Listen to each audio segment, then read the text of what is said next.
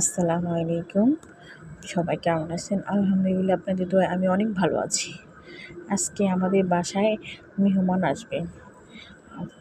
এই ফার্স্ট আমাদের বাসায় একজন স্পেশাল মেহমান আসবে। সে আর কেউ নয়, আমার ছোট বোনের ছেলে আরিয়ান। তাকে আমি খুব ভালোবাসি। তার জন্য আজকে এই তো অল্প কিছু আয়োজন। প্রথমেই তার জন্য আমি পোলাও রান্না করে নিলাম। তারপর তার জন্য রান্না করে নিলাম মুরগির মাংস। এরপর ভেজে নিলাম ইলিশ মাছ।